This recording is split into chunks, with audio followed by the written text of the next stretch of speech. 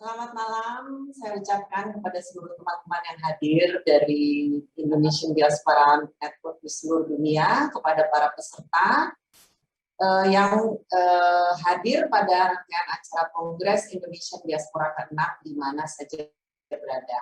Assalamualaikum warahmatullahi wabarakatuh, salam sejahtera. Nama saya Soraya Permatasari dan saya adalah pemandu diskusi malam ini yang mengangkat topik upaya percepatan pemulihan ekonomi nasional pada masa pandemi. Sebelum dimulai, kami mohon para hadirin untuk memastikan Anda dalam keadaan mute demi kelancaran acara. Dan seperti biasa, diskusi ini nanti akan memberikan kesempatan untuk tanya jawab bagi seluruh peserta ya. Mohon menuliskan pertanyaan dan narasumber yang dituju pada kolom chat yang tersedia. Baiklah, saya ucapkan pertama-tama selamat datang kepada 4 narasumber kita malam ini yang luar biasa, yang telah berkenan meluangkan waktunya untuk berbagi informasi pada diskusi kali ini. Saya mulai dengan Bapak Sandiaga Uno, yang saya yakin sudah dikenal oleh semuanya. Sejak lama sebagai pengusaha papan atas, beliau saat ini adalah Menteri Pariwisata dan Ekonomi Kreatif sejak tahun 2020. Nggak lama sebelum pandemi ya Mas Andi. Setelah pandemi. Setelah pandemi, betul-betul setelah pandemi. Sebelumnya beliau adalah Wakil Gubernur DKI Jakarta dan pernah menjadi cawapres pada Pilpres sebelumnya. Apa kabar Mas Hendy? Baik Mbak Soraya, sehat-sehat. Apa kabar Pak Yang Mulia Pak Mahendra dan Ibu Armida, apa kabar? Dan Mas Said, senang banget ketemu lagi. Ini Pak Mas Andi ini Menteri Kabinet yang paling kekinian nih. Eksis banget di sosial media ya Mas, semoga sehat-sehat selalu. Terima kasih. Luar biasa. Oke, baik, saya ke narasumber berikutnya, Ibu Armida Ali Syahbana. Perempuan luar biasa ini adalah guru besar ekonomi di Universitas Padjadjaran. Posisi yang dijabatnya pada tahun 2005, kebetulan alma mater saya nih. Sejak tahun 2016, beliau juga menjabat sebagai Wakil Ketua Dewan Indonesia Akademi Ilmu Pengetahuan. Selain itu, beliau juga aktif di Dewan Pengatur Institut Riset Ekonomi untuk ASEAN dan Asia Timur, ERIA. Beliau juga adalah Dewan Buletin Studi Ekonomi Indonesia. Apa kabar Bu Armida? Selamat malam. Selamat malam Mbak Soraya, alhamdulillah kabar baik. Saya juga ingin menyapa Pak Sandi dan Pak Mahendra Siregar. Apa kabar? Sudah lama gak ketemu. 2 tahun terakhir mungkin. Dan juga Mas Said ya, sesama panelis. Terima kasih. Terima kasih. Selanjutnya Bapak Mahendra Siregar, sudah tidak asing lagi ya. Nama yang sudah lama sekali lalu lalang di dunia pemerintahan di Indonesia.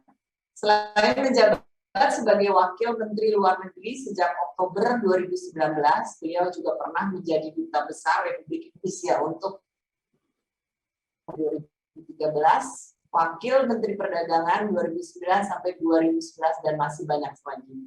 Selamat datang Pak Mahendra. Selamat datang Pak Mahendra. Terima kasih. Kabar? Semoga sehat-sehat saja ya Pak. Udah divaksin ya Pak? Sehat Mbak Aya. Terima kasih Pak Sandi, Bu Armida, Pak Said. Salam sehat semua. Oke, last but of course not least, Bapak Said Zaidansyah yang sudah rajin nongol dari pagi ya Pak. Beliau seperti kita ketahui bersama adalah Presiden dari Indonesian Diaspora Network Global. Sebelum menjabat pada tahun 2019, beliau juga adalah Wakil Presiden pertama, yaitu 2017 sampai 2020. Dan ketua di organisasi tersebut 2015 sampai 2018. Selain memimpin IDN Global, Pak Said juga memimpin ASEAN Development Bank sebagai Deputy Country Director untuk Indonesia sejak 2018 ya Pak ya. dan juga sebagai Principal Counsel di Manila, Filipina 2016 sampai 2018. Selamat datang kembali Pak Said, apa kabar? Baik Mbak Aya, salam hormat buat Pak Sandi, Pak Mahendra, Ibu Armida. Oke, baiklah, saya langsung aja. Jadi sesuai temanya ya, mengenai pemulihan ekonomi, saya ingin memulai diskusi ini dengan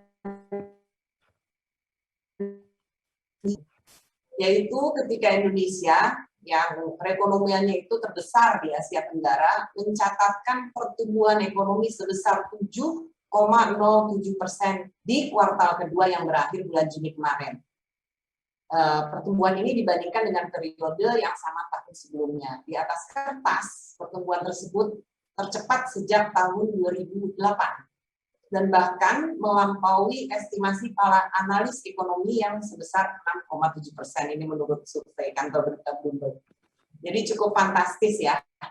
Akan tetapi jika kita gali lebih dalam, angka pertumbuhan yang tinggi itu sebenarnya berangkat dari angka yang sangat rendah tahun sebelumnya, yaitu pada saat awal pandemi, di mana perekonomian Indonesia drop cukup dalam. Pertanyaannya tentu apakah tingkat pertumbuhan di kuartal kedua itu sustainable ya, apalagi penyebaran varian Delta, varian terbaru, bukan terbaru sih mungkin, tapi mungkin yang paling menular ya, begitu masif, memaksa pemerintah untuk kembali menerapkan pembatasan gerak yang berpengaruh pada aktivitas ekonomi. Tentu kita menyadari faktor ekonomi memang penting, tapi kalau banyak rakyat yang menderita bahkan sampai meninggal karena COVID-19, tentu ekonomi juga tidak akan pernah benar-benar bangkit. Nah, untuk itu saya akan memulai dengan Ibu Armida Ali Syahbana. Pertanyaan untuk Ibu nih, terkait posisi penting di Indonesia di kawasan Asia Pasifik ya. Kita kan bisa lihat saat ini bahkan negara-negara tetangga kita baru saja mencatatkan rekor tertinggi kasus harian COVID sampai melampaui 20.000 hari Jumat kemarin dalam sehari. Jadi yang kewalahan kelihatannya nggak cuma kita aja nih menghadapi serbuan varian Delta yang menurut para ahli itu 6 kali lebih menular dibanding varian-varian sebelumnya ya. Kira-kira bisa nggak kita secara teritorial Bu itu lebih siap menghadapi krisis ini, karena pandemi ini kan bukan yang terakhir ya, akan ada pandemi-pandemi berikutnya yang menurut para ahli akan selalu mengintai dan akan datang. Kerjasama seperti apa sih kira-kira yang bisa kita kerjakan dengan negara-negara tetangga khususnya? Ya, terima kasih Mbak Soraya atas pertanyaannya. Jadi memang ya, ini semua negara menghadapi krisis COVID ini ternyata berkepanjangan kan. Kalau kita ingat tahun lalu ya, tahun lalu ketika tengah-tengah COVID pandemi, banyak pihak yang mengharapkan ya atau memproyeksikan tahun depan sudah mulai recovery. Karena harapannya seperti itu ya, recovery artinya COVID sudah mulai mereda dan sebagainya dengan vaksinasi mulai jalan ya. Tetapi dengan pertama alpha varian, kemudian beta varian, kemudian delta varian, kemudian apalagi nggak tahu ya. Sehingga ini semua new variant ini game changer kan, game changer. Artinya betul-betul mengubah ya, mengubah segala sesuatunya. Jadi apa pembelajaran dari terutama pandemi atau COVID-19 ini yang bisa kita petik ya? Pembelajaran utama adalah ternyata ya yang namanya shock non ekonomi yang kita biasa sebelumnya kan economic shock ya, economic shock beberapa kali. Tetapi shock non ekonomi, rupanya kali ini tuh betul-betul meluluh lantakkan lah, sampai dampaknya juga ke ekonomi, ke sosial dan sebagainya.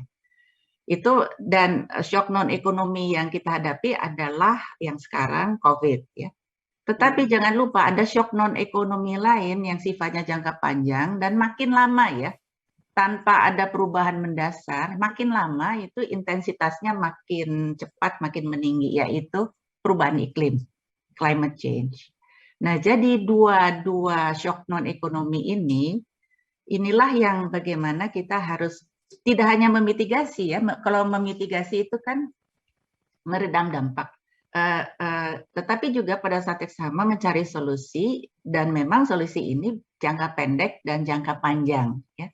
Nah, barangkali itulah tantangannya, sehingga dari segi solusi, dan dari solusi itu kita akan tahu bahwa tidak ada satu negara pun yang bisa menyelesaikannya sendiri gitu ya, makanya nanti perlu kerjasama. Solusinya apa? Solusinya ya juga masih apa sih, sambil belajar ya, sambil belajar kan, terutama yang COVID-19 ya, sambil belajar sambil jalan. Tetapi yang kita sudah tahu adalah yang sudah terbukti apa namanya bisa ya menetralisir COVID-19 adalah vaksinasi, vaksinasi. Tetapi jangan lupa ini satu paket, diagnostics, vaksinasi, dan therapeutics ya, pengobatan. Ya, dan harapannya kalau ini semua jalan, ya mudah-mudahan akan bisa cepat teratasi. Nah, oleh karena itu kerjasama ini, mungkin saya ambil contoh yang kesehatan ini ya, mohon maaf kalau agak sedikit overlap dengan Pak Mahendra nanti. Jadi untuk kerjasama saja kan tidak cukup hanya vaksinnya ya. Kalau jangka menengah, jangka panjang, bagaimana research and development, bagaimana kemudian investasi, bagaimana produksi, bagaimana mendirikan hub-hub ya dan sebagainya, perdagangannya. Nah, ini kan perlu bagaimana mekanismenya, bagaimana standar, bagaimana norm, dan seterusnya. Barangkali beberapa negara, barangkali di satu subregion ASEAN, barangkali Asia Pasifik, dan akhirnya global ya. Jadi kalau mulai dari global ya memang agak susah, seperti COVAX dan lain lambat begitu. Bisa nggak ada terobosan ya di Asia Pasifik atau ASEAN atau beberapa negara. Nah, itu barangkali ya perlunya kerjasama. Yang kedua sedikit saja, climate change. Climate change juga yang ingin, kalau boleh ya, saya juga appeal, bagaimana kita sekaligus recovery pada saatnya sambil jalan. Ini recovery, tetapi pada saat yang sama juga address isu climate change. Ya, dan ini bisa melalui energi, renewable energy, bisa infrastruktur ya, infrastruktur yang resilient dan seterusnya. Terakhir pelajaran terakhir adalah pentingnya membangun resiliensi atau ketahanan di dalam berbagai layer dan aspek ya, tidak hanya ekonomi. Kalau ekonomi saya rasa kita cukup jago, tidak hanya bantuan perlindungan sosial, tetapi resiliensi terhadap future pandemic dan resiliensi terhadap climate change. Mungkin itu Mbak Soraya yang bisa. Terima kasih. Iya, terima kasih Bu Armida. Itu kira-kira kalau secara konkretnya kerjasamanya seperti apa ya? Ada contohnya nggak mungkin begitu Bu? Karena kan saat ini kita udah bergerak dari sekedar konsep ya. Jadi kita harus Iya. Kalau kerjasama yang konkret vaksin, saya rasa Pak Mahendra nanti akan menyampaikan ya. Tetapi kita harus bergerak agak lebih jauh. Jadi vaksin procurement, kalau sekarang kan procurement.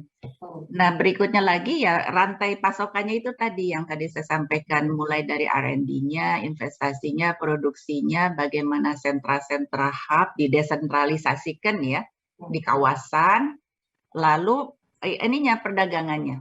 Nah, itu kan harus diatur. Harus diatur ya. Nah, maksud saya kerjasama di sini termasuk di dalam membahas bagaimana pengaturannya, standarisasi dan seterusnya. Oke. Baik. Tadi menarik juga nih Bu, kan tadi Ibu menyebutkan sedikit mengenai isu perubahan iklim saat pandemi. Pemerintah kan baru-baru ini sudah menetapkan target baru ya, supaya lebih sesuai dengan Paris Commitment. Kita ingat nih dulu saat-saat awal pandemi, pada saat PSBB, orang nggak berani keluar rumah. Kita lihat langit begitu biru, nggak ada polusi, kendaraan anteng di garasi gitu. Terus banyak orang yang kemudian menaruh harapan besar gitu, bahwa pandemi ini membawa perubahan positif, upaya-upaya memitigasi perubahan iklim. Nah, kalau menurut Ibu, apakah pandemi ini kesempatan kita untuk maju, dan kalau iya caranya seperti apa yang konkret, atau ini hanya harapan semu? Karena sepertinya orang-orang sudah tidak lagi ya, atau kurang mengindahkan himbauan untuk stay at home aja gitu. atau untuk mengurangi aktivitas di luar udah mulai macet lagi di Jakarta terutama. Terus langit juga nggak terlalu biru ya, kalau pagi-pagi itu udah mulai bau-bau, terutama saya yang kerjanya tinggalnya di tengah kota gitu, kalau buka jendela yang dicium bau debu duluan. Gimana nih Bu Armida? Iya, rupanya untuk beberapa negara ya. Jadi yang kemarin langit tiba-tiba menjadi biru, yang biasanya kelabu dan seterusnya, tidak ada matahari bisa nembus, itu untuk beberapa negara nampaknya hanya sesaat ya, sesaat. Begitu aktivitas bergerak kembali, balik lagi Iya, betul. seperti itu loh. Dan justru itu bagaimana kita bisa mempercepat gitu perubahan ke arah yang misalnya kalau itu transportasi atau penggunaan energi ke arah yang clean energy, menggunakan lebih banyak renewable. Dan jangan lupa ya, tidak hanya sektor transportasi yang juga kami ingin sampaikan, karena juga saya ada topi UN-nya ya, yaitu seperti misalnya pembangkit tenaga listrik. Itu gimana mengurangi ya pembangkit listrik batu bara, karena itu salah satu sumber perubahan atau CO2 emission yang paling tinggi. Oke.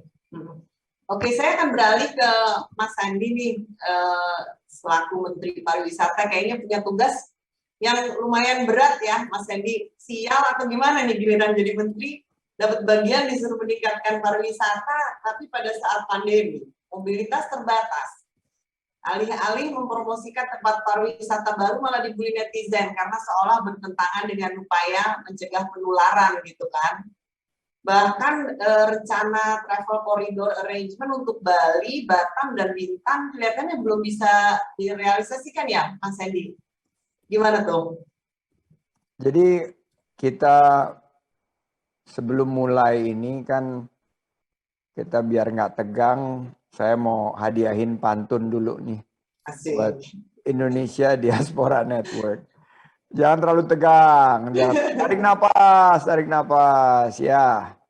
Ini karena banyak yang kelewatan karena kita lagi pandemi. Desember lalu UNESCO menghadiahkan pantun sebagai intangible cultural heritage kepada kita, dan saya selalu bilang sama teman-teman di Kemenparekraf ini, banyak deputi hadir di sini. If you don't use it, you will lose it. Jadi kita harus pakai, mengingatkan kita punya heritage yang namanya pantun. Masa depan cerah bisa kita raih lewat pendidikan. Karenanya kita harus semangat perbaiki diri. Bapak Ibu diaspora, inovasi dan adaptasi harus terus kita tingkatkan. Ditambah dengan kolaborasi, kita bisa lawan pandemi.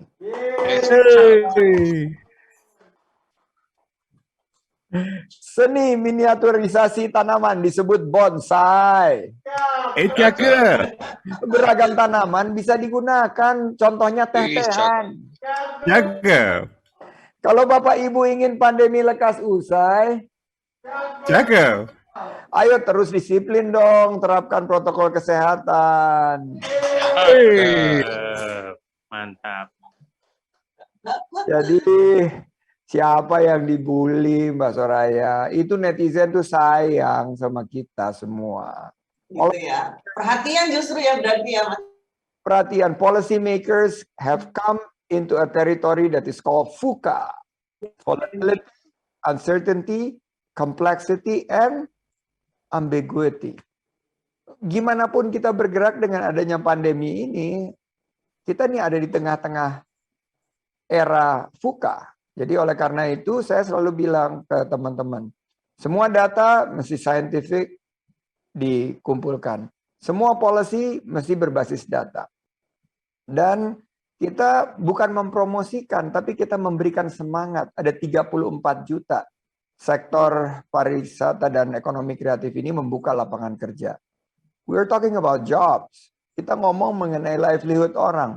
Di belakang angka-angka di mana kita ekonominya contracted, melted, Bali sampai minus 12% di kuartal pertama tahun ini kan hampir 2 juta orang yang kehilangan lapangan pekerjaan. Jadi kita memberikan semangat dan kita mendorong adanya satu platform yang konkret.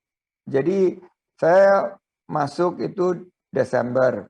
Ya, Presiden menitipkan pesan bahwa mesti lakukan persiapan. Nothing you can do much karena kita di tengah-tengah COVID. Tapi persiapan itu bisa memastikan Indonesia top of mind. Dan itu sudah kita lakukan. Bali dengan fokus di wisatawan Nusantara naik dari 2.000 kunjungan per hari di Januari 2021 ke 10.000 di 2021 bulan Juni. Jadi dalam waktu 6 bulan sudah naik 5 kali lipat. Dan saya bilang ini kekuatan kita, bahwa pariwisata dan ekonomi kreatif bergerak trennya menuju quality and sustainability. Dan juga kita akan fokus kepada personalized, customized, localized, and smaller in size tourism and creative economy. Jadi sekarang saya ingin mengumumkan, nah ini kan gaya-gaya diaspora nih, kita ingin mengumumkan major policy announcement. Hari ini saya akan melaunch, saya akan mengumumkan inisiatif saya di event yang sangat prestis ini, bahwa saya akan membentuk platform 1000 diaspora kreatif. Dan tujuan program ini akan mengumpulkan 1000 diaspora kreatif dan berprestasi dari berbagai sektor di berbagai negara. Kita sudah lihat kemarin di sektor kesehatan misalnya. Tapi ada sektor pariwisata, musik, kuliner, entertainment, films, art, culture, digital, academics, sports, arts, business, property, dan lain-lain. Nama-nama mereka ini akan kita agregasi, kita masukkan dalam open database yang bisa diakses oleh diaspora dan counterpart mereka di tanah air. Saya udah ngobrol dan akan minta Pak Dino Patijalal, kawan Bu Armida dan Pak Mahendra juga untuk eksekusi program ini kerjasama dengan diaspora. Karena sebagai advisor dari Kementerian Pariwisata dan Ekonomi Kreatif, saya minta Pak Dino fokus what we can do to help our country sekarang. Dan kita juga akan melalui forum ini mengumumkan pembentukan komite kerja parekraf diaspora. Jadi di mana diaspora ini akan menjadi suatu kelompok informal, platform ini tujuannya adalah sinergi. Jadi tadi kita bicara apa sih konkretnya? Kolaborasi itu apa? Nah ini adalah kolaborasi Pentahelix, di mana kita akan sinergi antara Kementerian Parekraf dan diaspora untuk memajukan pasca pandemi dan di tengah-tengah pandemi, karena kita nggak tahu pandemi ini sampai kapan. Bahwa Parekraf dan industri kreatif Indonesia bisa berkolaborasi dan menghasilkan terobosan-terobosan yang konkret, yang real, yang bisa dirasakan. Seperti yang kita lakukan 6 bulan dalam Revival Bali. Nah tentunya sekarang Travel Corridor tadi Soraya tanya, pasti kita harus tunggu. Tunggunya berkaitan dengan beberapa key metrics, seperti apa yang disampaikan Presiden, COVID terkendali, kita pastikan vaksinasi lebih terdistribusi, testing, tracing, and treatment-nya lebih diperluas, dan protokol kesehatannya diperketat, dan beberapa hal-hal yang kita sebut sebagai end-to-end CHSE, yaitu mulai dari berangkat dari rumah sampai pulang ke rumah, mau dia wisatawan mancanegara atau wisatawan Nusantara, they have to abide to cleanliness, health, safety, and environmental sustainability protocol. Gitu Mbak Soraya. Oke, mantap, mantap. Tapi memang industri kreatif ini memang ini ya, apa namanya ya, kalau sementara pariwisatanya belum jalan, mungkin industri kreatifnya bisa dikembangkan. Itu kan saya lihat juga sejak pandemi ini, Mas Hendy, orang banyak lari ke online ya. Gimana tuh cara strategi dari Mas Hendy untuk mengembangkan industri kreatif dan apa namanya, apa itu istilahnya, benefiting from people going online gitu, terutama saat pandemi ini. Ada nggak insentif dari pemerintah yang diberikan untuk menghidupkan sektor ini? Kalau tadi Prof. Armida bilang game changer-nya itu adalah varian baru dan vaksin, game changer-nya dari creative economy ini during the pandemic and every economy itu adalah digitalization. Jadi digitalisasi ini masuk apa yang saya sebut sebagai 3 unstoppable global trends that we're facing hari ini. Apa three unstoppable global trends? Pertama adalah kesehatan. Semua mulai dari kehidupan sehari-hari kita sampai keuangan, semuanya berpusat sekarang kepada isu kesehatan. Bukan hanya rehabilitatif kuratif, tapi juga promotif dan preventif. Dan pariwisata juga bergerak. Pagi tadi saya meluncur pariwisata berbasis kesehatan, di mana kita ingin mengcapture satu potensi selama ini lebih dari 100 triliun rupiah kita hilang karena banyak dari kelompok menengah ke atas melakukan check up, as simple as check up dan simple medical treatment di luar negeri. Kita ingin capture itu balik, dan ini yang ternyata bisa dipermudah dengan digitalisasi. Setelah kesehatan, unstoppable trend yang kedua adalah digitalization. Jadi ini bukan hanya mendigitize bisnis kita, tapi 360. Kita menggunakan big data, artificial intelligence, Internet of Things, kita menggunakan planning, execution, sampai pemasarannya, pembayarannya, dan customer engagement-nya itu melalui ekosistem ekonomi digital. Dan yang ketiga, unstoppable trend is sustainability. Disinilah pariwisata bergerak. Dari tadinya hanya fokus kepada datang ke satu tempat selfie, sekarang pariwisata bagaimana mencetak satu pengalaman tentang keberlanjutan lingkungan, khususnya kepada milenial. Jadi kita sekarang mulai memperkenalkan carbon footprint, carbon calculator.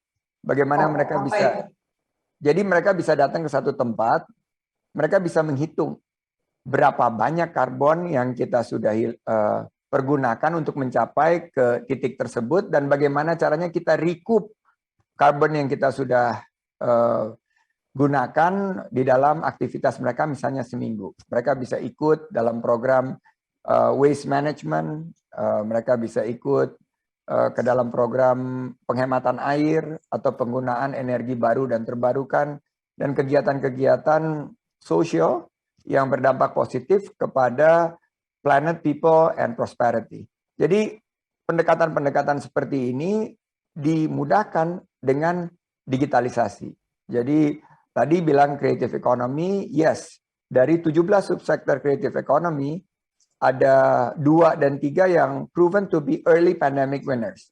Jadi seperti aplikasi, gaming, guess what? Television and radio, they are winners. Sekarang semua orang nonton TV, nonton walaupun streaming, mereka sekarang balik lagi, hook up to layar, dan kita lagi bantu 3 backbone creative economy kita untuk masuk onboarding ke digital economy, yaitu kuliner, kriya, dan fashion. Jadi kita banyak banget.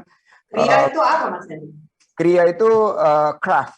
Jadi craft itu salah satu ekspor tertinggi di sektor creative economy. Jadi ya produk-produk seperti jewelry itu masuk, atau kerajinan perak, patung, maupun hal-hal yang berkaitan dengan kerajinan tangan itu masuk di kriya atau craft.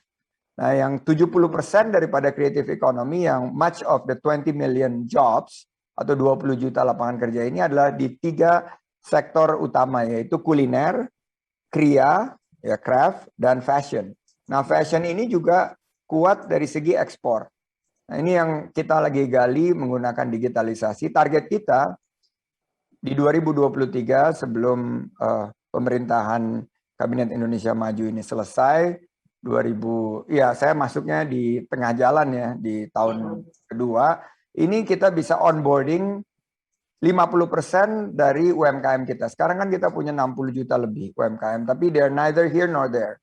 Jadi dia struggling.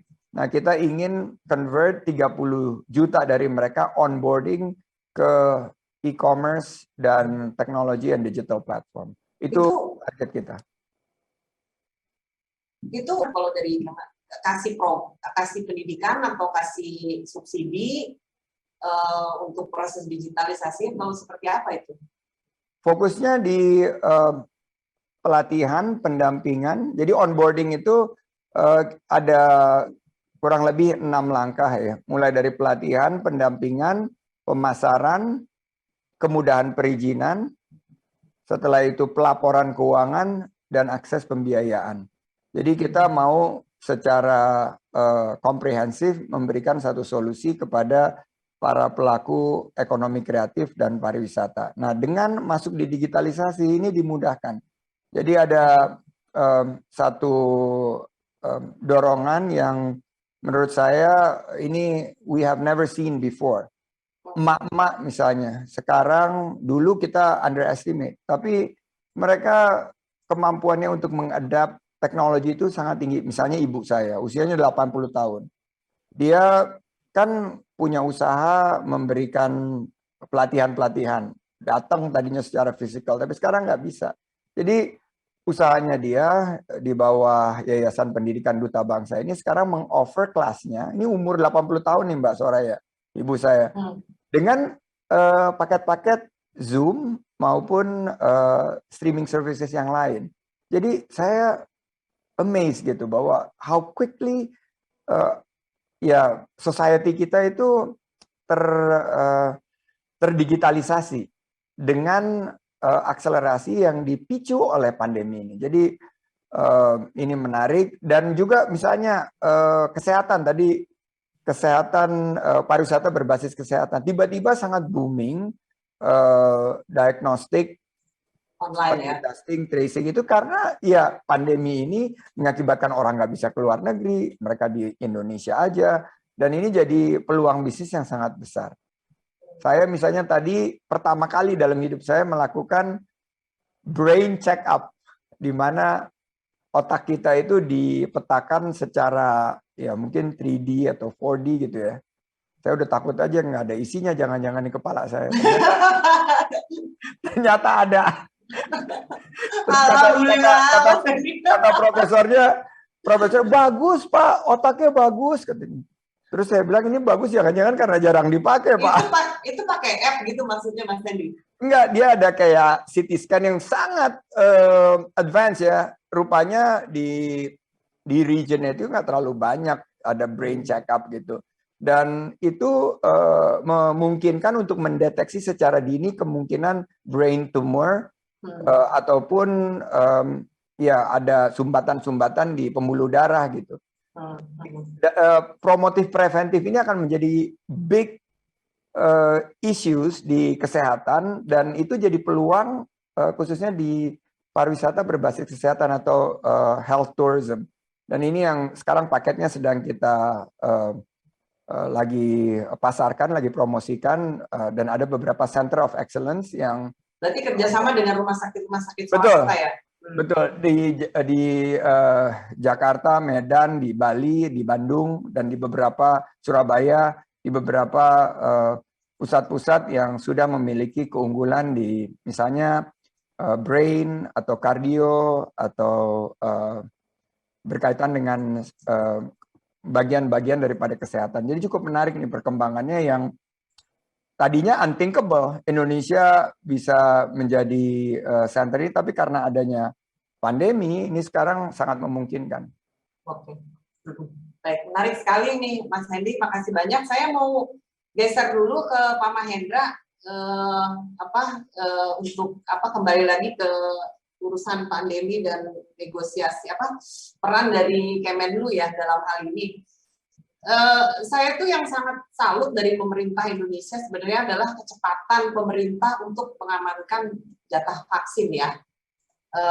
Jadi sebagaimana kita ketahui itu kan ada global inequality of vaccine yang sekarang menjadi perdebatan menarik di dunia, karena biar bagaimanapun juga negara-negara produsen di Eropa dan Amerika mereka punya akses khusus karena diproduksi di sana gitu, atau perusahaannya memang berbasis di sana gitu. Nah, Pak Jokowi ini kelihatannya cukup bergerak cepat mengamankan vaksin sejak awal-awal pandemi gitu. Kira-kira bisa diceritakan nggak Pak Mahendra, seperti apa sih diplomasi vaksin itu Pak yang Pak Mahendra tahu pada saat itu gitu? Baik, terima kasih ya Mbak Aya ya.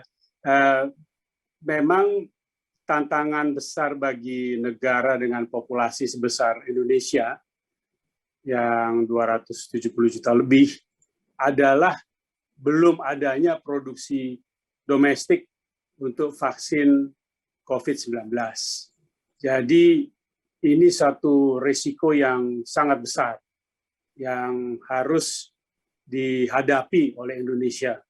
Apalagi pada kondisi secara global terjadi suatu situasi di mana ada defisit pasokan vaksin karena permintaan begitu besar pada saat yang begitu cepat, sedangkan produksinya tentu memerlukan waktu, lambat, dan tidak cukup. Nah, dalam konteks itu memang pilihannya adalah untuk menjajaki, mendekati secara internasional kemungkinan untuk akses dan kemudian pengadaannya, baik secara bilateral, secara multilateral yang memang kita ingin dorong sebesar-besarnya karena itu kita anggap paling adil, paling merata, tapi di lain pihak juga memang paling penuh tantangan, maupun secara komersial.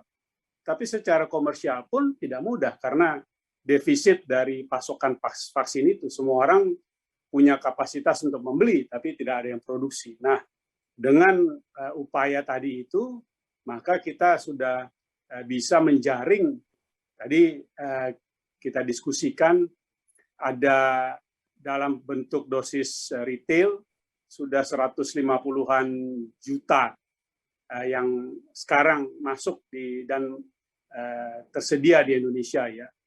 Tentu bisa menampung untuk 75-an juta orang.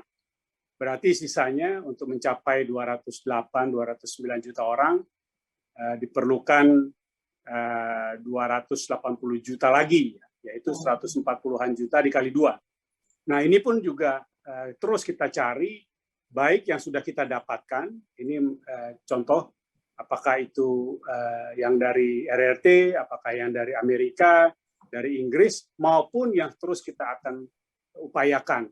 Nah, sehingga kita harapkan akhir tahun ini kita bisa mendapatkan ekstra 280 juta atau kurang lebih lah, begitu ya. Nah, ini memang tidak ada cara lain kecuali kita melakukan pendekatan yang sangat intensif untuk masing-masing negara di tingkat pemerintah, di tingkat otoritas kesehatannya, di tingkat perusahaannya juga, karena mesti di-secure dengan pembayaran paling tidak down payment. Nah, tingkat multilateral, kita pun salah satu yang paling kuat mendorong adanya sistem yang adil, yang juga bisa diakses oleh seluruh negara, dan utamanya lagi negara-negara yang memang kemampuan untuk membelinya dan aksesnya sangat terbatas. Tapi itu pun maksimal yang kita bisa dapat mungkin antara 20-35% saja. Jadi kita memang all out dan alhamdulillah bahwa memang responnya sangat baik. Nah, mengapa responnya baik? Mungkin itu kunci diplomasinya. Merespon baik itu adalah karena memang Indonesia baik sebelumnya, sebelum pandemi ataupun pada saat pandemi ini tidak mempolitisasi dan tidak bersikap memihak dari berbagai macam persaingan, dari berbagai macam bentuk perebutan pengaruh, kekuasaan, yang memang kita lihat ternyata pada saat kita berharap keputusan yang sifatnya global, yang akan bisa menghadapi pandemi global, ternyata justru elemen-elemen politisasi, perebutan pengaruh, kompetisi dari menarik itu yang terjadi. Ini yang juggling yang kita harus hadapi, ya. Apalagi kan sekarang di negara-negara maju itu kan sudah mulai dibicarakan lagi soal memberikan booster, ya. Itu kan makin mengurangi kuan distribusi ke negara-negara yang bahkan seperti Indonesia, ya, baru 10% kan itu yang fully vaccinated kan. Jadi agak tricky, ya. Ya memang itu pengalaman kita dari saat ini pun memang nampaknya tidak terhindarkan. Jadi memang ada negara yang pengadaan vaksinnya sampai 5 kali lipat dari jumlah populasi misalnya. Tapi memang itu realitanya, justru itu tadi. Kita mengandalkan multilateral untuk prinsip dan nilai-nilai yang fair, tapi pendekatan bilateral tidak kita bisa abaikan. Dan satu lagi yang kita sering lupa, pada pendekatan bilateral, apalagi kepada bisnis, vaksin itu kita beli. Artinya di belakang itu kemampuan budget kita juga cukup besar. Jadi bukan hanya dari kacamata pendekatan yang sangat mutlak untuk membuka jalan, tapi disecure dengan juga kecepatan untuk pengambilan keputusan di anggaran yang tidak mudah, bahkan oleh negara maju sekalipun yang kita sering lihat terbata-bata atau tertati-tati dalam pengadaannya, terutama di bagian-bagian awal. Iya, iya. Baik, ini menarik sih sebenarnya ya, vaksin ini bisa nggak habis-habis karena banyak sekali ekses-eksesnya gitu kan, ke mana-mana, bahkan di negara-negara maju kayak di Australia aja baru 20%, padahal mereka duit bukan masalah gitu kan. Ini mengenai anggaran nih Pak, itu anggaran kita tuh sebagian besar selain untuk respons ya, itu kan untuk vaksin, berarti ada pencegahan. Nah, yang saya tertarik itu mengenai ini Pak, kan kayak negara Indonesia, India itu penduduknya padat gitu, kemungkinan untuk munculnya varian baru itu besar sekali gitu. Nah, yang saya ingin tanyakan kira-kira juga dari pemerintah untuk memperbesar kapasitas genome sequencing, yaitu mensequence DNA di mana bisa di-track adanya mutasi yang mungkin ada lagi nanti delta varian baru yang kita takutkan muncul di Indonesia gitu. Ada nggak itu yang setahu Pak Mahendra? Kalau kemampuan untuk mendalami suatu varian dari mereka yang terpapar di kita ada, tapi tantangannya bukan di situ. Tantangannya adalah apabila kemudian obat ataupun vaksin yang ada kemudian ternyata tidak seampuh sebelumnya, atau seperti Delta ini tingkat keterpaparannya begitu cepat dan juga kondisi yang intens kepada mereka yang terkena untuk cepat parah. Jadi variasinya itu ya bukan kepada genomic sequencing-nya semata. Nah, untuk genomik ini sebenarnya juga diperlukan untuk jangka menengah panjang ya, pada saat kita mau memiliki dan mendorong kapasitas di dalam negeri untuk riset dan produksi vaksin. Nah, untuk ini pun kita sudah mendapat respon yang positif, baik dari RRT, dari Amerika, dari Eropa, maupun juga kerjasama ASEAN, karena banyak negara produsen vaksin ini merasa ASEAN, negara-negara Asia Tenggara, dan di dalamnya adalah Indonesia yang terbesar, merupakan potensi hub produksi vaksin yang bagus, dan kerjasama dengan ASEAN ataupun Indonesia sebagai negara terbesar dan tentunya juga akan menjadi pengguna yang terbesar karena aspek pasarnya juga diperhatikan, sangat membuka kesempatan untuk itu. Dan kita pun mendorong, dan ada beberapa peluang, baik yang untuk vaksin inactivated, maupun yang recombinant. Nah, yang agak lebih sulit untuk penyiapan ekosistemnya adalah yang untuk DNA atau mRNA. Ya. Tapi itu pun kita dorong kemungkinan. Memang katanya ada kemarin kalau nggak salah Pak Budi ya yang bicara Menteri Kesehatan mengenai kemungkinan kerjasama dengan ASEAN untuk produksi mRNA vaksin ya di kawasan Asia Tenggara atau mungkin di Indonesia malah mungkin. Kita berharap begitu, dan memang kesepakatan di ASEAN-nya untuk mendorong ASEAN sebagai hub baik untuk vaksin maupun untuk therapeutic medicines, itu kita utamakan, dan juga untuk treatment-nya. Karena kita melihat bahwa demografi ASEAN ini muda dan memang juga kemampuan daya belinya meningkat, sehingga itu pun membuka kesempatan dari segi fasilitas kesehatan, produknya maupun juga komersialnya ya, karena semua harus masuk. Dan ini sebenarnya kesempatan yang baik sekali untuk kita pegang dan kita jadikan solusi untuk menengah dan berkelanjutan. Oke, baik. Ini karena keterbatasan waktu, saya dengar juga Mas Sandi harus segera ada acara lain mungkin ya. Saya cepat aja ini ke Pak Said. Kan selain di diaspora, beliau juga direktur di ADB ya. Itu terkait dengan pandemi ini, ada nggak pinjaman lunak yang bisa dimanfaatkan oleh negara berkembang seperti Indonesia dalam rangka misalnya tidak hanya untuk respons pandemi, tapi seperti yang tadi juga terkait vaksin dan juga tes mutasi virus, Pak Said. Terima kasih Mbak Aya atas pertanyaannya. Jadi gini, ADB ini adalah sebuah development partner pemerintah. Jadi tentu sebagai development partner pemerintah, kita itu melihat apa yang menjadi prioritas pemerintah seperti pada saat pandemi itu juga menjadi prioritas kita untuk kita bisa atasi. Nah, dalam masa pandemi ini sebenarnya ada dua isu yang muncul, yaitu isu life and isu livelihood. Isu life itu adalah public health. Public health itu yang paling penting. Dan bahkan orang mengatakan bahwa sekarang economic policy yang paling penting itu adalah vaksinasi. Itu pada intinya adalah public health issue juga, dan testing.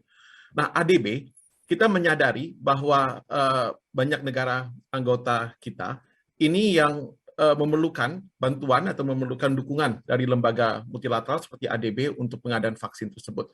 Jadi kita juga punya fasilitas financing khusus untuk itu.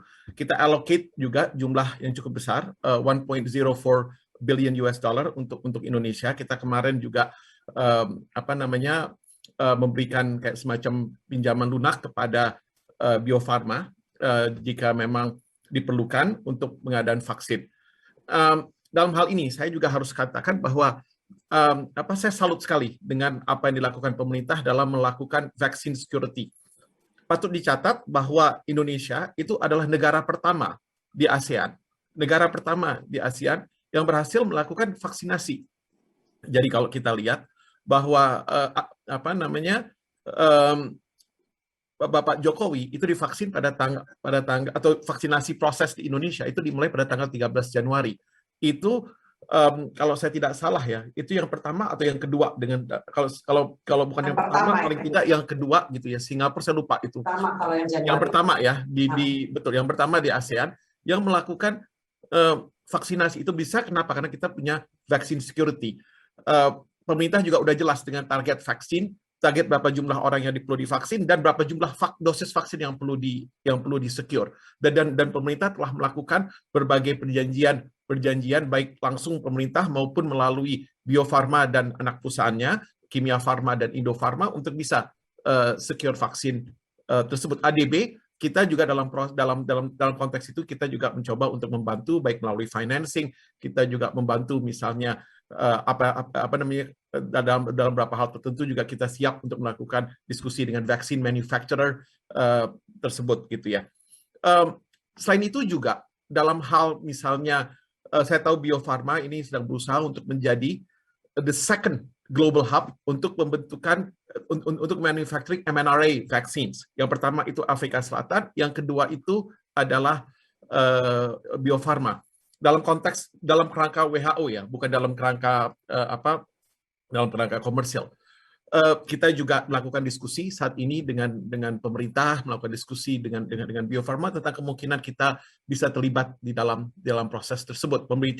Pembicaraan kita masih pada tahap awal, tapi itu diskusi-diskusi yang kita lakukan dengan pemerintah. Kita juga sebelum proses vaksinasi ini muncul sebagai satu isu, kita juga telah melakukan dialog dengan pemerintah pada saat itu, membawa berbagai relevant stakeholders untuk diskusi tentang penanganan pandemi termasuk vaksinasi allocation gitu ya. Jadi kita mencoba untuk menjadi partner pemerintah untuk mengatasi isu-isu yang relevan dengan pemerintah. Jadi satu itu public health. Selain itu juga masalah livelihood. Ini juga menjadi faktor yang penting begitu ya. Jadi tentu dengan adanya pandemi itu adanya pengurangan gerakan aktivitas masyarakat itu memberikan dampak yang signifikan terhadap pertumbuhan ekonomi, terhadap revenue yang pemerintah peroleh. Dia ada revenue compression. Jadi di sini ada double whammy. Di satu pihak ada revenue compression, di lain pihak ada pengeluaran tambahan dalam bentuk social assistance program. Pemerintah mengalokasikan 47 billion US dollar, 47 miliar dolar untuk pemulihan program pemulihan ekonomi nasional. Kita ADB itu mencoba untuk melakukan bantuan financing lunak $1.5 billion gitu ya untuk membantu. Kita juga mencoba untuk berdiskusi, mengajak, mengcatalyze financing dari other development partners begitu ya untuk membantu pemerintah di sini. Selain itu, yang kita lakukan dalam konteks tersebut adalah kita melakukan engagement juga dengan pemerintah untuk diskusi bagaimana supaya National Economic Recovery Program ini, program PEN ini ada 6 cluster di situ, itu dana yang dialokasi itu bisa betul-betul tersalurkan dengan baik. Kita melakukan dialog secara rutin dengan pemerintah bersama dengan para stakeholders lainnya. Jadi ADB itu sebagai development partners mencoba untuk melakukan apa yang kita bisa lakukan. Satu hal lagi yang juga relevan di sini, and you touch upon that sedikit, Mbak Soraya, adalah bahwa dengan pembangunan, dengan adanya pandemi ini adalah proses riset yang terjadi dalam banyak hal, gitu. Tidak hanya Indonesia tapi banyak negara lain. Nah, isu green, inclusive, sustainable economy yang baru itu menjadi hal yang penting. Kita juga sekarang sedang mencoba untuk mempromote financing untuk green infrastructure projects. Kita lagi bekerja sama dengan PT SMI misalnya untuk membangun, untuk pertama memberikan green taxonomy. Ya, apa sih itu green infrastructure? Berapa itu Pak yang dialokasikan untuk green financing dari ADB? Kita itu sekarang itu ada SDG 1 facility, itu dikelola dikelola oleh PT SMI. PT SMI ini, as you know, special mission vehicle di bawah. Jadi kalau banyak BUMN di bawah Kementerian BUMN, SMI ini di bawah Kementerian Keuangan. Itu di sini kita jumlahnya mungkin belum bisa saya disclose ya, karena ini masih kita finalize the amount. Tapi dalam jumlah yang cukup substansial juga gitu yang kita rencananya untuk kita bantu untuk pertama we conceptualize the green financing facility itu. Terus nanti kita juga mencoba untuk melakukan pembiayaan terhadap financing facility itu. Jadi kita ini mencoba untuk bisa melakukan berbagai hal lah untuk bisa membantu pemerintah di sini. Jadi isu vaksin, isu green financing, human capital juga is an issue. Seperti Ibu ketahui bahwa kualitas pendidikan di Indonesia itu sebelum pandemi aja sudah menjadi satu isu yang satu concern tersendiri. Ya, PISA score kita bisa lihat Indonesia ranking 71 dari 79 negara yang disurvey. Terus juga universitas top ranking university kita yang top 300 itu paling banyak 1, walaupun kalau untuk fakultas-fakultas tertentu itu bisa saja ada ya yang katakanlah FHUI masuk ranking 150 top di dunia gitu ya. Jadi tetapi untuk universitas kita masih satu lah masuk di top 300.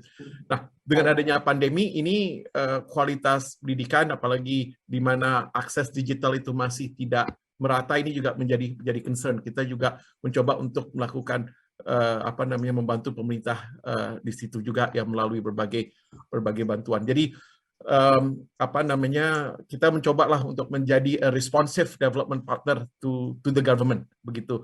Mungkin satu hal lagi juga perlu saya sampaikan ya dalam konteks vaksin, selain memberikan bantuan ke Indonesia atau memberikan bantuan ke sebuah negara gitu ya, ada country level, kita juga bring in regional experts ya, dan bring in misalnya National Regulatory Authorities dari berbagai negara. Kita bentuk Regional Vaccine Advisory Group gitu. Jadi ini dari Asia Pasifik, di mana kemudian ini bisa memberikan kayak semacam men-share knowledge, membagi informasi, dan juga memberikan kolaborasi di antara para National Regulatory Authority di Indonesia diwakili oleh Badan POM gitu ya, untuk katakanlah isu-isu terkait dengan vaksin dan vaksinasi. Baik, mungkin itu dulu ya. Baik, Pak Said, topik kita ini udah banyak yang cover ya, waktunya juga udah sedikit lagi, jadi sengaja buka pertanyaan untuk para. Saya buka pertanyaan untuk para peserta, dipersilakan untuk menuliskan pertanyaannya di kolom chat. Ini saya sudah ada beberapa. Mungkin saya mulai aja nih pertanyaan untuk Pak Sandi. Bagaimana ini dari Jerman nih, Pak Sandi, diaspora kita di Jerman, Ibu Liani Walupo. Bagaimana cara mempromosikan pariwisata Indonesia di luar? Mengingat sekarang pembatasan WNA masuk Indonesia makin ketat. Jangan kata WNA ya Pak, orang Indonesia yang udah divaksin di luar negeri aja nggak bisa masuk mall. Gimana nih, Mas? Jadi, silakan. ya terima kasih rekan Buliani dari Jerman ya, dan selamat pagi atau selamat siang di Jerman. Saya ingin mengajak kita semua untuk tentunya prihatin ya dalam keadaan pandemi dan tantangan ekonomi, dan setiap langkah pemerintah ini adalah untuk memastikan kita bisa mengendalikan pandemi COVID-19. Jadi pembatasan baik itu PPKM level 4 maupun pembatasan dari segi karantina 8 hari itu semua diambil berbasis scientific data, dan kita bicarakan di beberapa tingkat mulai dari tingkat teknis sampai juga komunikasi publik yang lintas kementerian lembaga dan juga merangkul para elemen daripada pentahelix.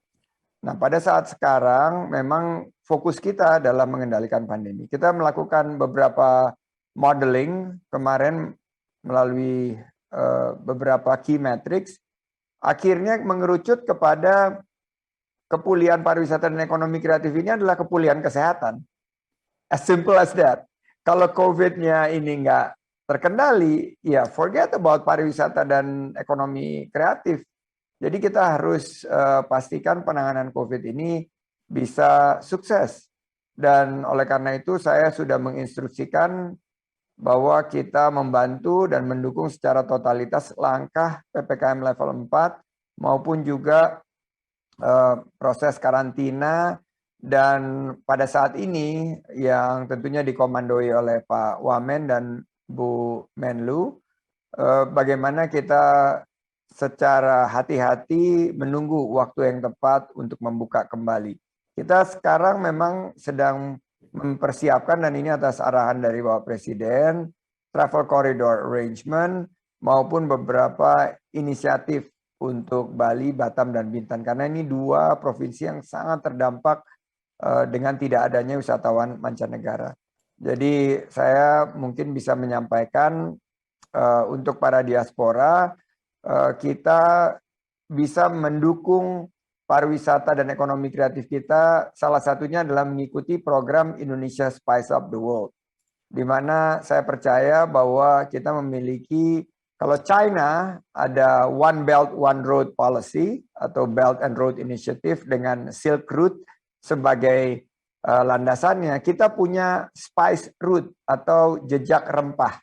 Dan kita sekarang lagi me-reenact sebuah konsep yang melibatkan Indonesia Incorporated, bahwa seluruh elemen bangsa kita ajak dengan tujuan secara holistik melakukan satu langkah Indonesia Spice Up the World yang sudah kita kick off kemarin di New York atas bantuan Pak Wamen, KJRI, dan seluruh lingkup di beberapa diaspora juga sudah terlibat, di mana kita mendorong ekspor rempah untuk mencapai $2 miliar di tahun 2024 dan bekerja sama dengan 4.000 restoran Indonesia sebagai ujung tombak dari pemasaran pariwisata kita yang melibatkan diaspora.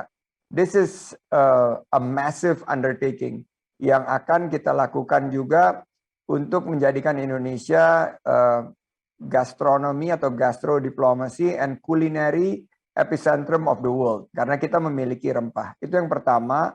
Yang kedua, kita juga punya inisiatif seperti Dangdut Goes to UNESCO. Mungkin para diaspora juga ikut bisa mendukung dengan pasukan jempol atau pasukan keypad ini untuk mendukung dangdut sebagai the next intangible cultural heritage dari Indonesia yang diakui oleh dunia. Ini prosesnya sekarang sedang berjalan. Dan banyak sekali diaspora ini, makanya saya tadi meluncing inisiatif 1000 Creative Diaspora Platform ini kita harapkan nanti kalau bertambah lagi menjadi 10.000, terus nanti menjadi 100.000, dan akhirnya menjadi satu gerakan yang akan sangat masif dalam bermitra bersama pemerintah untuk lebih secara targeted dan segmented menggunakan big data, melakukan promosi pemasaran pariwisata di Indonesia. And when the time comes, when our border is reopen dan kita sudah mencapai prakondisi yang Presiden Jokowi sudah sampaikan, saya yakin Indonesia pariwisata akan lebih baik lagi ke depan, lebih berkelanjutan lingkungan. Saya juga lagi ngomong sama Pak Said sama Pak Bambang Susantono agar ADB bisa mendukung program kami Green Tourism, di mana kita ingin agar Bali dan beberapa destinasi unggulan atau destinasi super prioritas itu disupport electric vehicle dan juga energi baru terbarukan, meninggalkan energi yang toxic atau energi yang fossil fuels, sehingga orang akan mengenal Indonesia pariwisatanya adalah pariwisata yang with the utmost of quality and sustainability. Makasih Pak Sandi. Ini saya jadi ingat nih tiba-tiba sebelum saya loncat ke pertanyaan live dari rekan kita di Melbourne. Itu kan Pulau Komodo tuh katanya dapat teguran atau bagaimana ya Pak Sandi? Yang soal komodonya itu soal merusak lingkungan atau apalah, itu sebenarnya gimana sih Pak Sandi? Okay, let me reiterate. And saya selalu mengemphasize dan menggarisbawahi ini. Apa yang kita lakukan dalam pengembangan pariwisata yang berkualitas dan berkelanjutan lingkungan itu will never ever endanger the goose that lays the golden eggs. Dan itu adalah Taman Nasional Komodo. Come on guys, nggak akan mungkin lah dengan sosial media kemarin aja yang viral itu aja kita sudah dapat begitu tekanan yang luar biasa. Kebetulan perwakilan UNESCO di sini salah satunya adalah paman saya, dan kita we're talking on a almost daily basis, dan yang terjadi itu banyak miskomunikasi, dan saya sudah memberikan keterangan bahwa tidak ada yang dilanggar, yang ada adalah proses review yang akan kita sampaikan segera setelah plan kita selesai, yaitu Integrated Tourism Master Plan dan juga rencana AMDAL yang tentunya akan mengacu kepada kelestarian lingkungan, keberlanjutan dari Taman Nasional Komodo. Dan teman-teman di Kemlu, di Kemenko Marves, KLHK semua juga sudah menyampaikan positioningnya bahwa kita tentunya akan sangat committed kepada pembangunan yang berkelanjutan, dan konservasi daripada Taman Nasional Komodo ini is totally non-negotiable.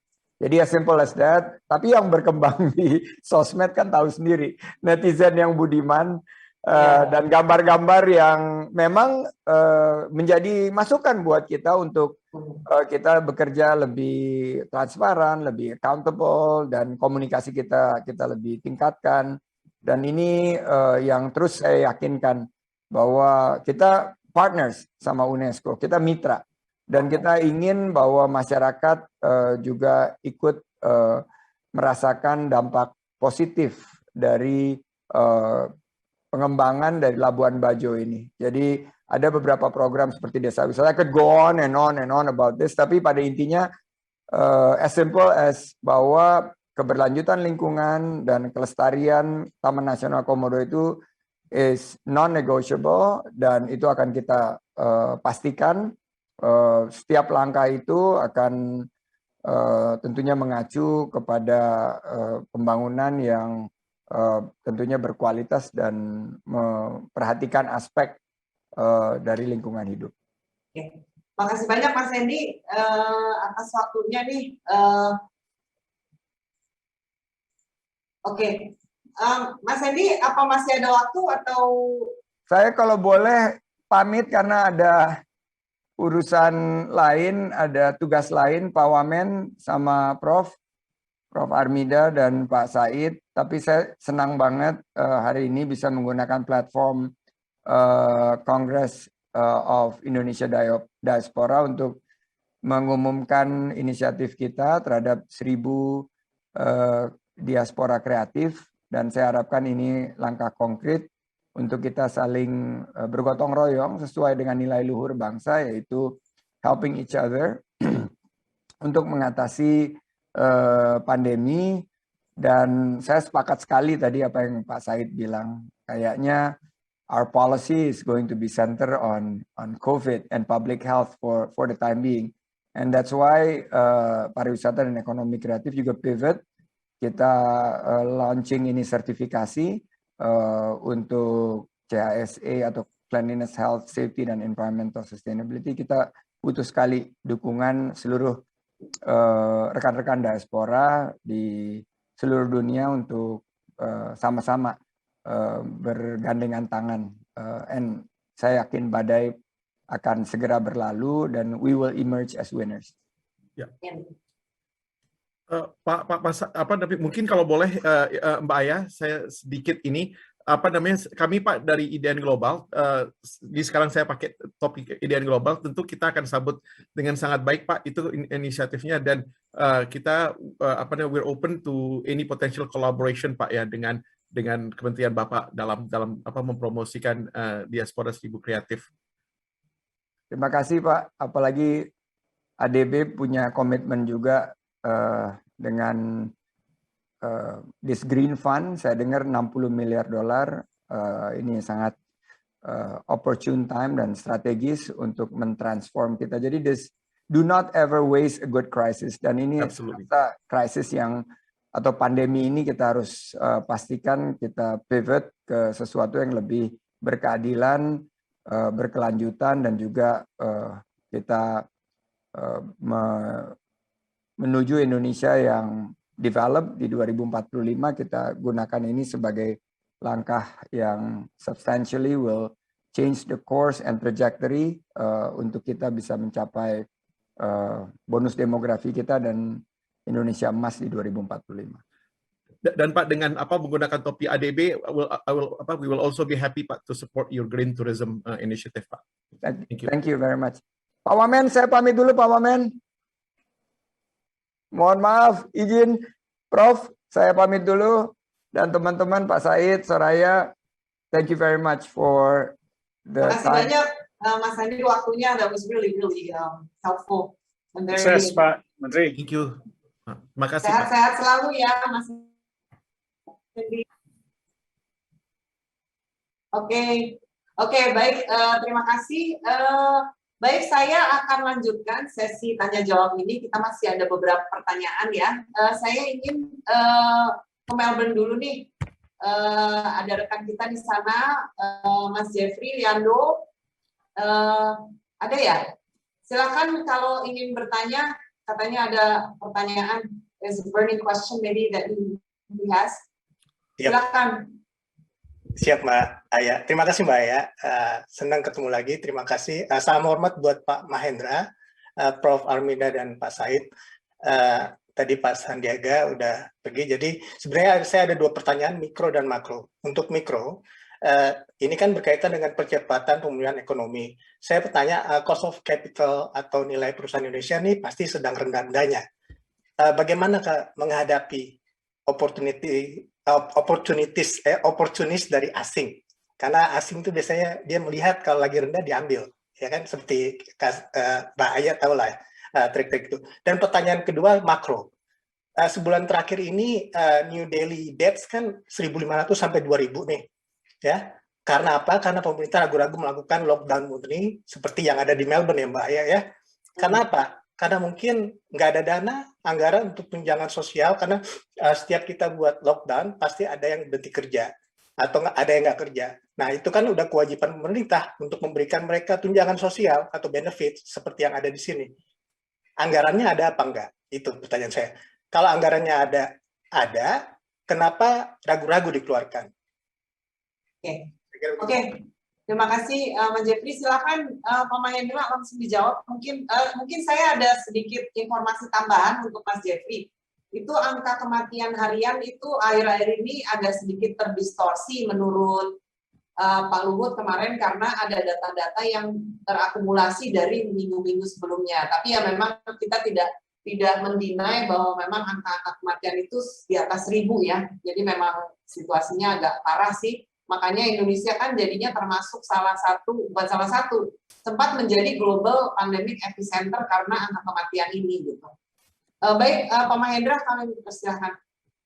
Baik, kalau untuk pertanyaan pertama, saya rasa lihatnya lebih ke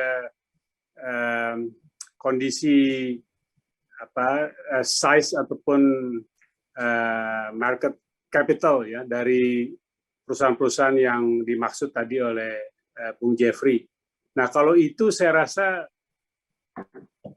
valuasi yang turun dari perusahaan-perusahaan itu berlaku secara global ya. Nah, memang kemudian apakah naik atau tidak naiknya itu tentu dilihat dari kacamata apakah kelebihan dana yang ada di dalam negeri karena banyak likuiditas maupun juga extra saving kemudian dipakai untuk membeli perusahaan itu atau untuk yang lain. Karena juga di tempat lain, di negara lain hal serupa juga berlangsung. Jadi sebenarnya kalau hanya terjadi di Indonesia, maka katakanlah upaya untuk take over seperti itu akan betul-betul luar biasa. Tapi dengan kita melihat kondisi sekarang dan juga melihat perkembangan ataupun dinamika di IHSG, di Bursa Efek Jakarta, saya tidak melihat secara langsung, karena juga pasar modal di negara lain maupun juga pemilik modal, investor, apakah private equity ataupun institutional investor, nah, itu macam-macam risk appetite-nya dan juga pengaruhnya ya. Nah, kalau yang kedua, berbeda dengan di Australia, kalau konteks untuk lockdown di sana itu kan memang betul-betul total lockdown ya, sehingga yang bekerja, yang memang juga diperlukan untuk di industri dan beberapa lainnya itu sebagian besar tidak ada pengecualian. Nah, kalau di kita yang namanya PPKM ini tetap ada pengecualian untuk sektor esensial dan sektor kritikal. Karena untuk kita tidak mungkin untuk menghentikan sektor-sektor ini karena risikonya bukan hanya kepada sektor dan tentu tenaga kerja yang ada di dalam sektor itu, tapi kepada keseluruhan keamanan termasuk untuk sektor kesehatan dan kondisi national health security-nya juga. Jadi saya rasa berbeda dan untuk kondisi yang di PHK memang sekarang tunjangan untuk pemutusan hubungan kerja itu kombinasi antara yang dana disediakan oleh lembaga untuk menjamin pemutusan hubungan kerja dan juga pengusaha tempat perusahaan itu bekerja kombinasi. Nah, pemerintah juga memberikan kontribusi di dalam besaran itu. Nah, tetapi yang mesti kita lihat bukan pada eventnya, tapi juga kepada dampak sosial berkelanjutannya. Sebab sekali pekerjaan itu hilang atau industri itu tutup, belum tentu akan bisa tergantikan dalam waktu dekat. Sehingga tadi kombinasi antara ada sektor esensial dan kritikal, dan kemudian juga tunjangan pemutusan hubungan kerja yang memang kombinasi itu sebenarnya dari kacamata pemerintah di anggarannya bukan yang terbesar, misalnya seperti Australia, bahkan malah memberikan subsidi kepada mereka yang tidak bekerja setiap bulannya. Tentu konsep dari welfare function atau allowance di sana berbeda ya dengan di Indonesia yang pada saat ini. Bagaimana Mas Jeffrey? Terima kasih Pak Mahendra. Saya akan lanjut ke nanya berikutnya, Bapak Tom dari Kuala Lumpur ya. Apa sudah ada? Saya persilakan. Ya, selamat malam untuk semuanya. Assalamualaikum warahmatullahi wabarakatuh. Waalaikumsalam. Pak Said, mungkin kita sudah lama. Oh iya. Kita berjumpa kembali, Bapak. Ya, sebelumnya perkenalkan saya dengan Tom dari IDN Kuala Lumpur. Sebelumnya saya di IDN Manila 6 tahun lalu bersama dengan Pak Said. Saya ada sedikit pertanyaan terkait mengenai ekonomi dan beberapa aktivitas yang akan terjadi setelah kita membuka kembali ekonomi. Jadi mungkin dari tim panelis, baik itu dari pemerintahan atau mungkin partner development pemerintahan, salah satunya adalah ADB, bisa memberikan kita gambaran kira-kira apa preventive measure yang akan dilakukan untuk mencegah terjadinya hyperinflation yang tak terkendali jika nanti ekonomi kita sudah mulai dibuka dan perputaran uang, likuiditas sangat banyak sekali karena orang akan mulai spending, uang-uang yang sekarang masih ada di dalam tabungan di bank akan mulai dibuka, border sudah dibuka dan segalanya. So many liquidities and chasing the same goods and services. Apalagi kalau kita melihat dari sejarah, kita nggak bisa pungkiri sekarang kita sedang dalam perang.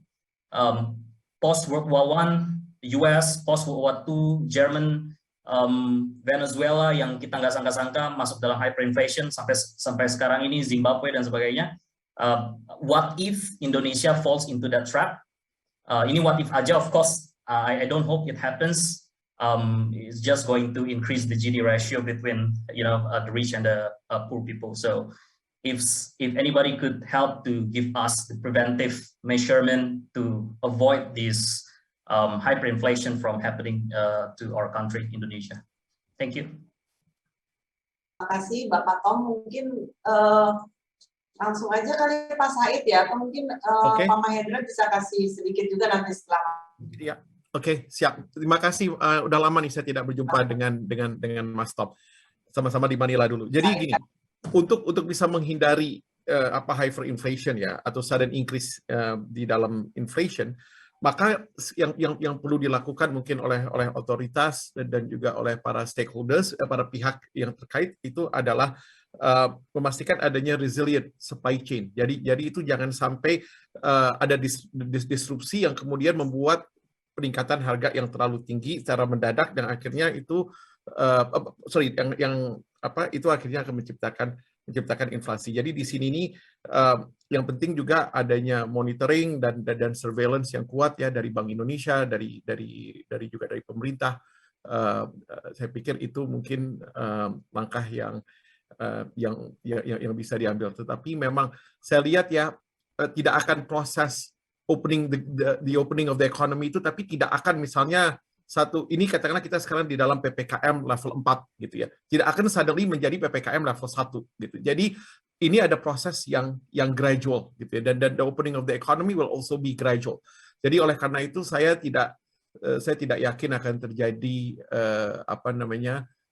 hyperinflation di Indonesia, dan saya lihat juga koordinasi yang kuat antara Bank Indonesia dan otoritas fiskal itu juga akan membantu dalam proses pengendalian inflasi. Mungkin itu aja tanggapan awal dari saya. Tanggapan saya, Mbak Aya. Terima kasih.